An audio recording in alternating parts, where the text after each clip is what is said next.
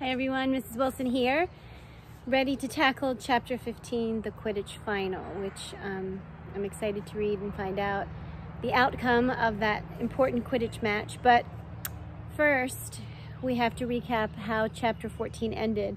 So Ron and Harry had just had a run-in with Professor Snape and Professor Lupin regarding what Malfoy saw in Hogsmeade, and when they returned to Gryffindor Tower and they saw Hermione looking disapprovingly, they assumed that she had either told on them or found out and was about to lecture them. Instead, unfortunately, she just said, with her lip trembling, "I just thought you ought to know. Hagrid lost his case. Buckbeak is going to be executed." And that's where we left off, unfortunately, for everybody, because this is just a sad situation. So let's get into Chapter 15, the Quidditch Final. He sent me this," Hermione said, holding out the letter. Harry took it. The parchment was damp, and enormous teardrops had smudged the ink so badly in places that it was difficult to read. "Dear Hermione, we lost. I'm allowed to bring him back to Hogwarts. Execution date to be fixed. Beaky's enjoyed London. I won't forget all the help you gave us. Hagrid." "They can't do this," said Harry. "They can't. Buckbeak isn't dangerous." "Malfoy's dad frightened the committee into it," said Hermione, wiping her eyes. "You know what he's like. They're a bunch of doddery old fools, and they were scared. There will be an appeal, though. There always is. Only I can't see any hope. Nothing will have changed." "Yet will," said Ron fiercely. "You won't have to do all the work alone this time, Hermione. I'll help." "Oh, Ron!" Hermione flung her arms around Ron's neck and broke down completely.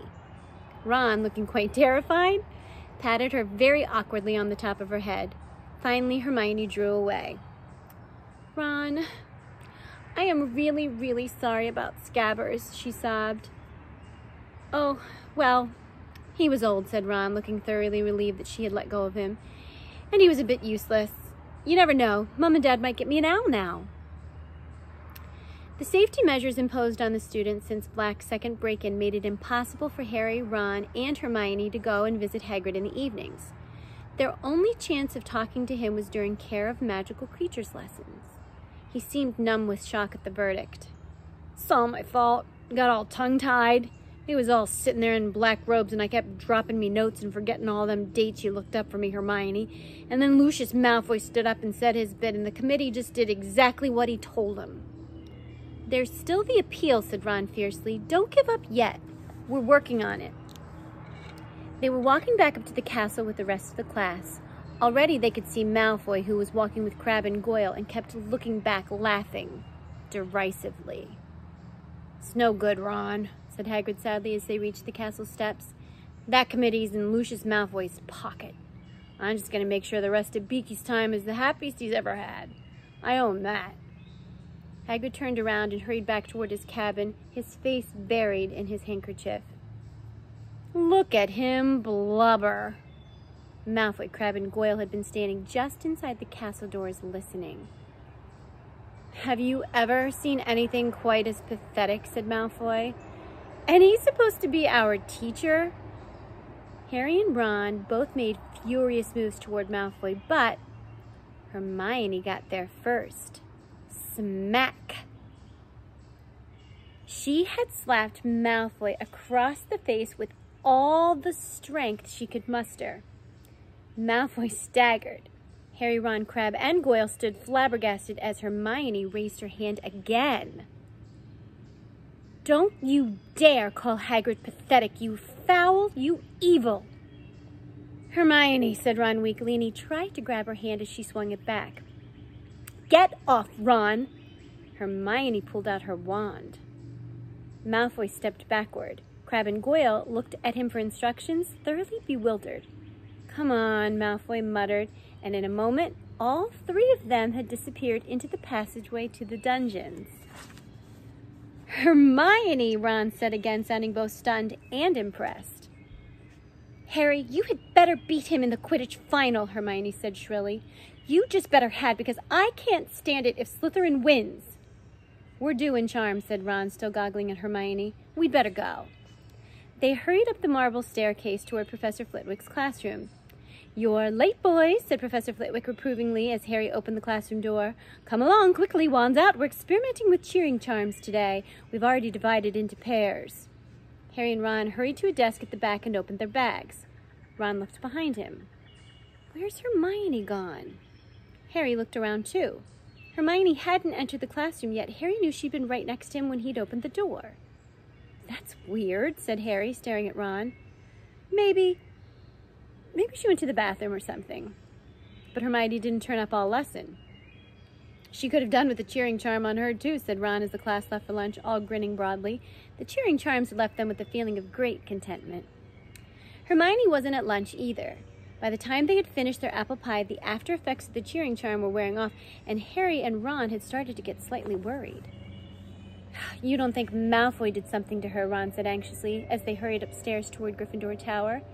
They passed the security trolls, gave the fat lady the password, Flibbertigibbet, and scrambled through the portrait hole into the common room. Hermione was sitting at a table fast asleep, her head resting on an open arithmancy book. They went to sit down on either side of her. Harry prodded her awake. What? Said Hermione, waking with a start and staring wildly around. Is it time to go? Which lesson have we got now? Divination, but it's not for another 20 minutes, said Harry. Hermione, why didn't you come to charms? What? Oh no, Hermione squeaked. I forgot to go to charms. But how could you forget, said Harry. You were with us till we were right outside the classroom. I don't believe it, Hermione wailed. Was Professor Flitwick angry? Oh, it was Malfoy. I was thinking about him and I lost track of things. You know what, Hermione, said Ron, looking down at the enormous arithmancy book Hermione had been using as a pillow. I reckon you're cracking up. You're trying to do too much. No, I'm not, said Hermione, brushing her hair out of her eyes and staring hopelessly around for her bag. I just made a mistake, that's all. I better go and see Professor Flitwick and say sorry. I'll see you in divination. Hermione joined them at the foot of the ladder to Professor Trelawney's classroom 20 minutes later, looking extremely harassed. I can't believe I missed cheering charms, and I bet they come up in our exams.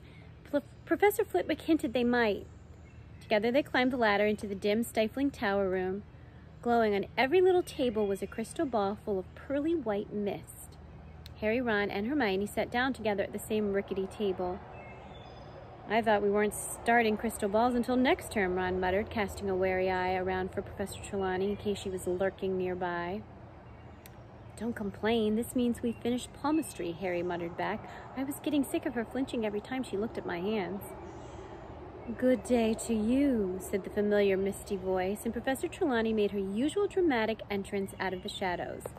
Pavarti and Lavender quivered with excitement, their faces lit by the milky glow of their crystal ball. I have decided to introduce the crystal ball a little earlier than I had planned, said Professor Trelawney, sitting with her back to the fire and gazing around. The fates have informed me that your examination in June will concern the orb, and I am anxious to give you sufficient practice. Hermione snorted. Well, honestly, the fates have informed her? Who sets the exam? She does. What an amazing prediction, she said, not troubling to keep her voice low. Harry and Ron choked back laughs. It was hard to tell whether Professor Trelawney had heard them as her face was hidden in shadow. She continued, however, as though she had not. Crystal gazing is a particularly refined art, she said dreamily. I do not expect any of you to see when first you peer into the orb's infinite depths. We shall start by practicing relaxing the conscious mind and external eyes. Ron began to snicker uncontrollably and had to stuff his fist in his mouth to stifle the noise. So, as to clear the inner eye and the superconscious, perhaps if we are lucky, some of you will see before the end of the class. And so they began. Harry at least felt extremely foolish, staring blankly at the crystal ball, trying to keep his mind empty when thoughts such as, "This is stupid," kept drifting across it. It didn't help that Ron kept breaking into silent giggles and Hermione kept tutting. See anything yet? Harry asked them after a quarter of an hour's quiet crystal gazing. Yeah, there's a burn on this table, said Ron, pointing. Someone spilled their candle. This is such a waste of time, Hermione hissed. I could be practicing something useful. I could be catching up on cheering charms. Professor Trelawney rustled past. Would anyone like to help me help them? Like me to help them interpret the shadowy portents within their orb? She murmured over the clinking of her bangles. I don't need help, Ron whispered. It's obvious what this means. There's going to be loads of fog tonight. Both Harry and Hermione burst out laughing. Now, really, said Professor Trelawney, as everyone's heads turned in their direction. Bavardi and Lavender were looking scandalized. You are disturbing the clairvoyant vibrations. She approached their table and peered into their crystal ball. Harry felt his heart sinking. He was sure he knew what was coming. There is something here, Professor Trelawney whispered, lowering her face to the ball so that it was reflected twice in her huge glasses. Something moving. But what is it? Harry was prepared to bet everything he owned, including his firebolt, that it wasn't good news, whatever it was. And sure enough, my dear, Professor Trelawney breathed, gazing up at Harry. It is here plainer than ever before, my dear, stalking towards you, growing ever closer. Oh, for goodness sake, said Hermione loudly. Not that ridiculous grim again. Professor Trelawney raised her enormous eyes to Hermione's face. Bavardi whispered something to Lavender, and they both glared at Hermione, too. Professor Trelawney stood up, surveying Hermione with unmistakable anger. I am sorry to say that from the moment you have arrived in this class, my dear, it has been apparent that you do not have what the noble art of divination requires. Indeed, I don't remember ever meeting a student whose mind was so hopelessly mundane. There was a moment's silence. Then, fine, said Hermione, suddenly getting up and cramming Unfogging the Future back into her bag. Fine, she repeated, swinging the bag over her shoulder and almost knocking Ron off his chair. I give up. I'm leaving. And to the whole class's amazement, Hermione strode over to the trapdoor, kicked it open, and climbed down the ladder out of sight. It took a few minutes for the class to settle down again. Professor Trelawney seemed to have forgotten all about the grim. She turned abruptly from Harry and Ron's table, breathing rather heavily as she tugged her gauzy shawl more closely to her. Ooh, said Lavender suddenly, making everyone start. Ooh, Professor Trelawney, I've just remembered. You saw her leaving, didn't you? Didn't you, Professor? Around Easter, one of our number will leave us forever. You said it ages ago, Professor. Professor Trelawney gave her a dewy smile. Yes, my dear, I did indeed know that Miss Granger would be leaving us. One hopes, however, that one might have mistaken the signs. The inner eye can be a burden, you know. Lavender and Bavardi looked deeply impressed and moved over so that Professor Trelawney could join their table instead. Someday Hermione's having, eh? Ron muttered to Harry, looking awed. Yeah. Harry glanced into the crystal ball but saw nothing but swirling white mist. Had Professor Trelawney really seen the Grim again? Would he? The last thing he needed was another near-fatal accident with the Quidditch final drawing ever nearer. The Easter holidays were not exactly relaxing. The third years had never had so much homework.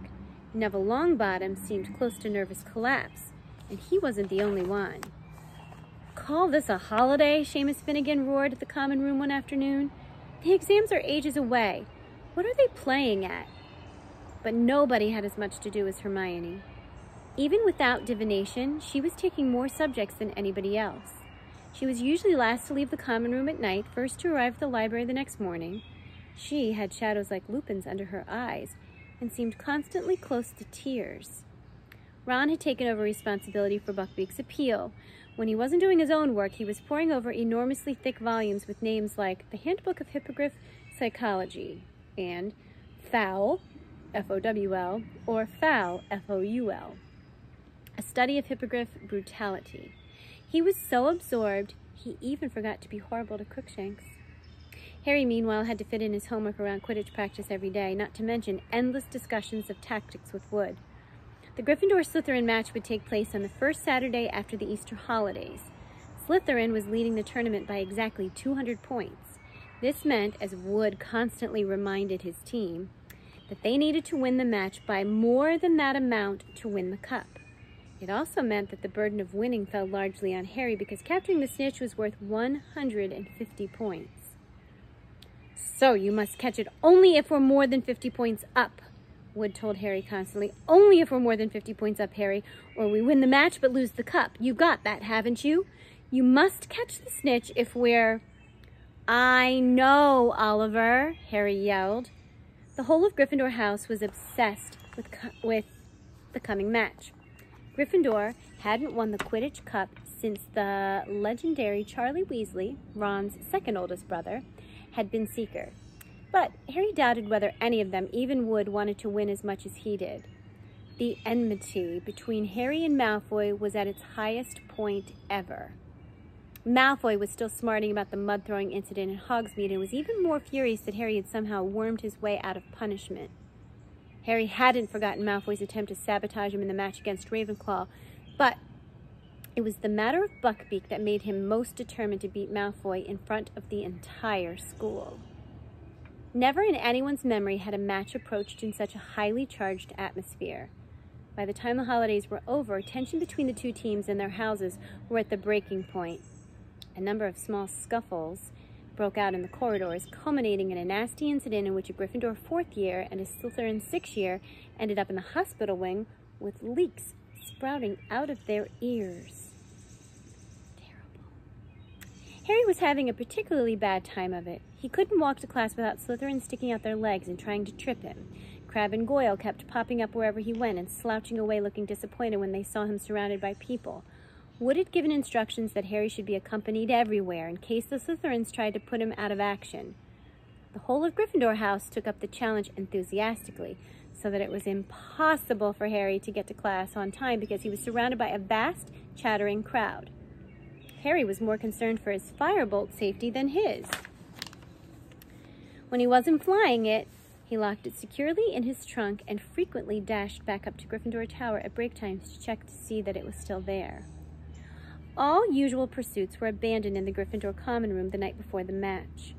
Even Hermione had put down her books. "I can't work. I can't concentrate," she said nervously. There was a great deal of noise. Fred and George Weasley were dealing with the pressure by being louder and more exuberant than ever. Oliver Wood was crouched over a model of a Quidditch field in the corner, prodding little figures across it with his wand and muttering to himself. Angelina, Alicia, and Katie were laughing at Fred's and George's jokes. Harry was sitting with Ron and Hermione, removed from the center of things, trying not to think about the next day, because every time he did, he had the horrible sensation that something very large was fighting to get out of his stomach. "You're going to be fine," Hermione told him, though she looked positively terrified.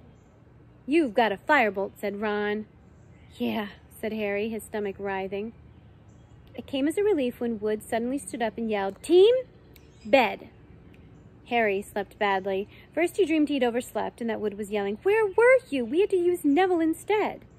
Then he dreamed that Malfoy and the rest of the Slytherin team arrived for the match riding dragons. He was flying at breakneck speed, trying to avoid a spurt of flames from Malfoy's steed's mouth, when he realized he had forgotten his firebolt. He fell through the air and woke with a start. It was a few seconds before Harry remembered that the match hadn't taken place yet, that he was safe in bed, and that the Slytherin team definitely wouldn't be allowed to play on dragons. He was feeling very thirsty. Quietly as he could, he got out of his four-poster and went to pour himself some water from the silver jug beneath the window. The grounds were still and quiet. No breath of wind disturbed the treetops in the forbidden forest. The whomping willow was motionless and innocent-looking. It looked as though the conditions for the match would be perfect. Harry set down his goblet and was about to turn back to his bed when something caught his eye. An animal of some kind was prowling across the silvery lawn. Harry dashed to his bedside table, snatched up his glasses, put them on, then hurried back to the window. It couldn't be the Grim. Not now, not right before the match. He peered out at the grounds again, and after a minute's frantic spotting, spotted it. After a minute's frantic searching, spotted it. It was skirting the edge of the forest now. It wasn't a Grim at all. It was a cat. Harry clutched the window ledge in relief as he recognized the bottle-brushed tail. It was only Crookshanks. Or was it only Crookshanks? Harry squinted, pressing his nose flat against the glass. Crookshanks seemed to have come to a halt. Harry was sure he could see something else moving in the shadow of the trees, too. And then it emerged. A gigantic, shaggy, black dog, moving stealthily across the lawn. Crookshanks trotting at its side. Harry stared. What did this mean? If Crookshanks could see the dog as well, how could it be an omen of Harry's death? Ron, Harry hissed. Ron, wake up! Huh? I need you to tell me if you can see something. It's all dark, Harry, Ron muttered thickly. What are you on about? Down here. Harry looked quickly back out of the window. Crookshanks and the dog had vanished. Harry climbed under the windowsill to look right down into the shadows of the castle, but they weren't there. Where had they gone? A loud snore told him Ron had fallen asleep again. Harry and the rest of the Gryffindor team entered the Great Hall the next day to enormous applause. Harry couldn't help grinning broadly as he saw both the Ravenclaw and Hufflepuff tables were applauding them too. The Slytherin table hissed loudly as they passed. Harry noticed that Malfoy looked even paler than usual. Wood spent the whole of breakfast urging his team to eat while touching nothing himself. Then he hurried them off to the field before anyone else had finished so that they could get an idea of the conditions. As they left the Great Hall, everyone applauded. Good luck, Harry, called Cho. Harry felt himself blushing. Okay, no wind to speak of, sun's a bit bright. That could impair your vision. Watch out for it. Ground's fairly hard. Good, that'll give us a fast kickoff. Wood paced the field, staring around with the team behind him. Finally, they saw the front doors of the castle open in the distance and the rest of the school spilling onto the lawn. Locker rooms, said Wood tersely. None of them spoke as they changed into their scarlet robes. Harry wondered if they were feeling like he was, as though he'd eaten something extremely wriggly for breakfast. In what seemed like no time at all, Wood was saying, Okay, it's time. Let's go. They walked out into the field to a tidal wave of noise. 3/4 of the crowd were wearing scarlet rosettes, waving scarlet flags with the Gryffindor lion upon them, or brandishing banners with slogans like, Go Gryffindor, Lions for the Cup. Behind the Slytherin goalposts, however, 200 people were wearing green. The silver serpent of Slytherin glittered on their flags, and Professor Snape sat in the very front row, wearing green like everyone else, and a very grim smile. And here are the Gryffindors, yelled Lee Jordan, who was acting as commentator as usual. Potter, Bell, Johnson, Spinnet, Weasley, and Wood. Widely acknowledged as the best team Hogwarts has seen in a good few years. Lee's comments were drowned by a tide of boos from the Slytherin end. And here come the Slytherin team, led by Captain Flint. He's made some changes in the lineup and seems to be going for size rather than skill. More boos from the Slytherin crowd. Harry, however, thought Lee had a point.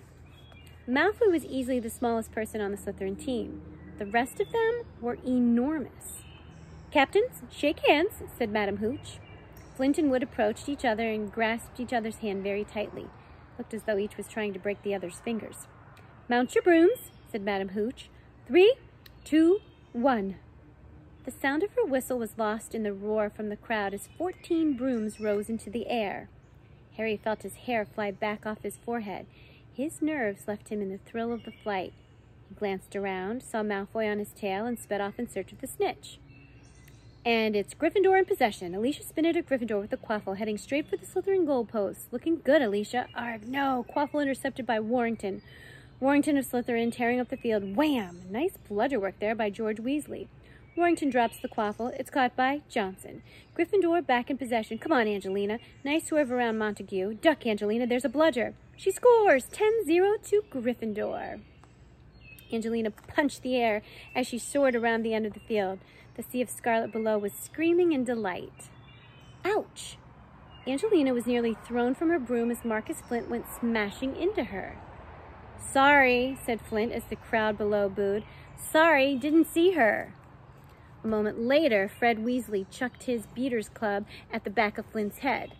Flint's nose smashed into the handle of his broom and began to bleed. That will do, shrieked Madam Hooch, zooming between them. Penalty shot to Gryffindor for an unprovoked attack on their chaser. Penalty shot to Slytherin for deliberate damage to their chaser. Come off it, miss, howled Fred, but Madam Hooch blew her whistle and Alicia flew forward to take the penalty. Come on, Alicia, yelled Lee into the silence that had descended on the crowd. Yes, she's beaten the keeper. 20-0 to Gryffindor. Harry turned the firebolt sharply to watch Flint, still bleeding freely, fly toward to take the Slytherin penalty. Wood was hovering in front of the Gryffindor goalpost, his jaw clenched. Of course, Wood's a superb keeper, Lee Jordan told the crowd as Flint waited for Madam Hooch's whistle. Superb, very difficult to pass, very difficult indeed. Yes, I don't believe it, he's saved it. Relieved, Harry zoomed away, gazing around for the snitch, but still making sure he caught every word of Lee's commentary. It was essential that he hold Malfoy off the snitch until Gryffindor was more than 50 points up. Gryffindor in possession. No, Slytherin in possession. No, Gryffindor back in possession, and it's Katie Bell. Katie Bell for Gryffindor with the quaffle. She's streaking up the field. That was deliberate. Montague, a Slytherin chaser, had swerved in front of Katie and instead of seizing the quaffle, had grabbed her head. Katie cartwheeled in the air, managed to stay on her broom, but dropped the quaffle. Madam Hooch's whistle rang out again as she soared over to Montague and began shouting at him. A minute later, Katie had put another penalty shot past the Slytherin keeper. 30-0, take that, you dirty cheating. Jordan, if you can't commentate in an unbiased way, I'm telling it like it is, Professor. Harry felt a huge jolt of excitement. He had seen the snitch. It was shimmering at the foot of one of the Gryffindor goalposts, but he mustn't catch it yet. And if Malfoy saw it... Faking a look of sudden concentration, Harry pulled his firebolt around and sped off toward the Slytherin end. It worked. Malfoy went herring after him, clearly thinking Harry had seen the snitch there. Whoosh! One of the bludgers came streaking past Harry's right ear, hit by the gigantic Slytherin beater, Derek. Then again, whoosh! The second bludger grazed Harry's elbow. The other beater, Bowl, was closing in. Harry had a fleeting glimpse of Bowl and Derek zooming toward him, clubs raised. He turned the firebolt upward at the last second, and Bowl and Derek collided with a sickening crunch. Ha ha, yelled Lee Jordan as the Slytherin beaters lurched away from each other, clutching their heads. Too bad, boys. You'll need to get up earlier than that to beat a firebolt. And it's Gryffindor in possession again as Johnson takes the quaffle. Flint alongside her. Poke him in the eye, Angelina. It was a joke, Professor. It was a joke. Oh, no. Flint in possession. Flint flying toward the Gryffindor goalpost. Come on now, Wood, save! But Flint had scored. There was an eruption of cheers from the Slytherin end, and Lee swore so badly that Professor McGonagall tried to tug the magical megaphone away from him. Sorry, Professor, sorry. Won't happen again. So Gryffindor in the lead, 30 points to 10, and Gryffindor in possession. It was turning into the dirtiest game Harry had ever played in. Enraged that Gryffindor had taken such an early lead, the Slytherins were rapidly resorting to any means to take the quaffle. Bull hit Alicia with his club and tried to say he thought she was a bludger. George Weasley elbowed Bull in the face in retaliation.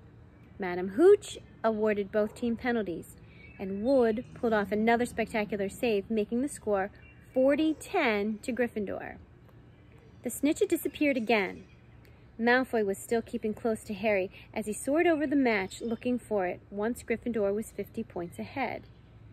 Katie scored 50-10. Fred and George Weasley were swooping around her, clubs raised in case any of the Slytherins were thinking of revenge. Bowl and Derek took advantage of Fred's and George's absence to aim both bludgers at Wood.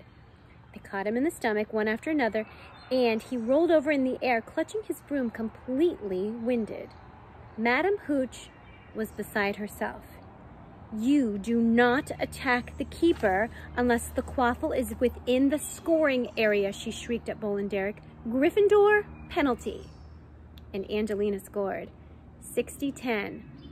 Moments later, Fred Weasley pelted a bludger at Warrington, knocking the quaffle out of his hands. Alicia seized it and put it through the Slytherin goal. 70-10. The Gryffindor crowd below was screaming itself hoarse. Gryffindor was 60 points in the lead.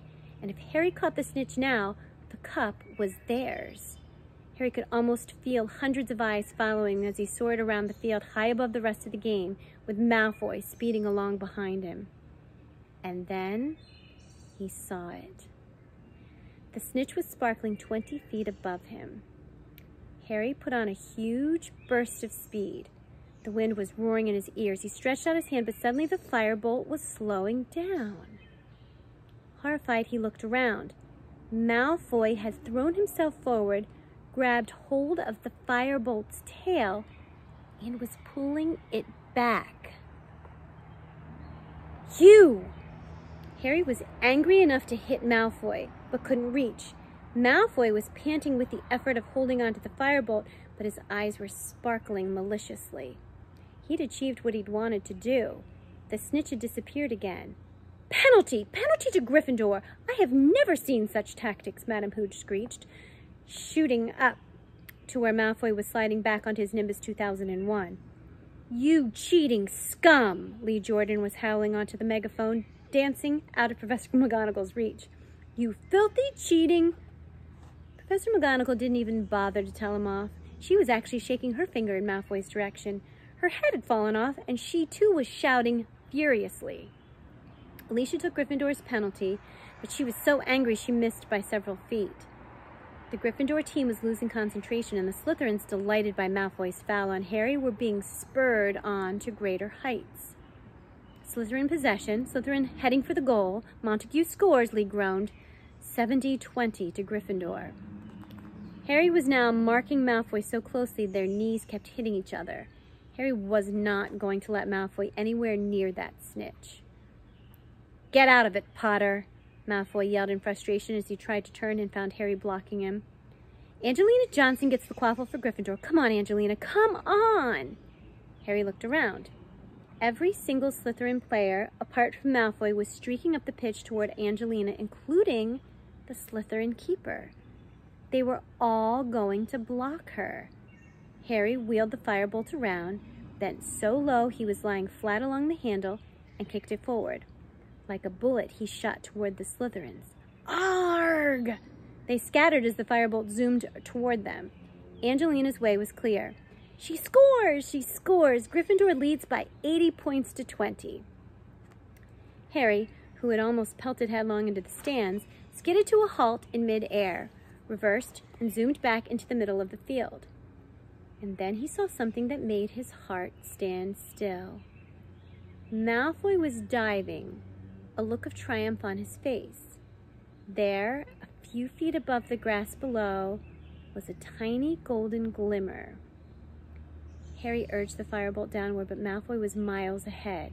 Go, go, go, Harry urged his broom. He was gaining on Malfoy. Harry flattened himself to the broom handle as Bull sent a bludger at him. He was at Malfoy's ankles. He was level. Harry threw himself forward, taking both of his hands off his broom. He knocked Malfoy's arm out of the way, and yes! He pulled out of his dive, his hand in the air, and the stadium exploded. Harry soared above the crowd, an odd ringing in his ears. The tiny golden ball was held tight in his fist, beating its wings hopelessly against his fingers. Then Wood was speeding toward him, half blinded by tears. He seized Harry around the neck and sobbed unrestrainedly into his shoulder. Harry felt two large thumps as Fred and George hit them. Then Angelina's, Alicia's, and Katie's voices. We've won the cup! We won the cup! Tangled together in a many-armed hug, the Gryffindor's team sank, yelling hoarsely back to earth. Wave upon wave of crimson supporters was pouring over the barriers onto the field. Hands were raining down on their backs. Harry had a confused impression of noise and bodies pressing in on him.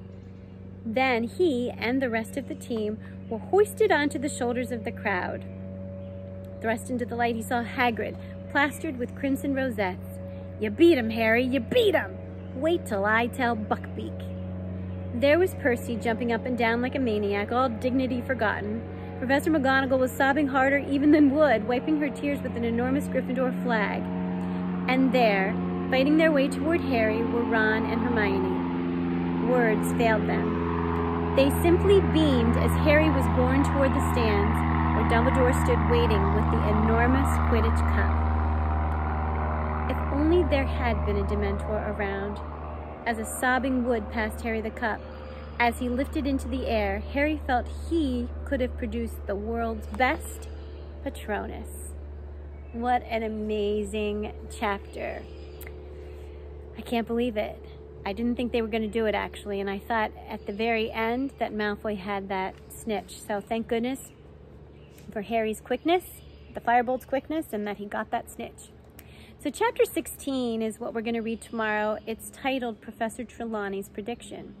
So we know mostly that when it involves Harry, she's predicting terrible things to happen to him. So I don't know if her prediction will involve him or if she has something that might be a little bit different to add a bit of a twist as we get to the last final chapters of this book, which are, by the way, amazing. So as always, I can't wait to read with you again tomorrow. And in the meantime, take care.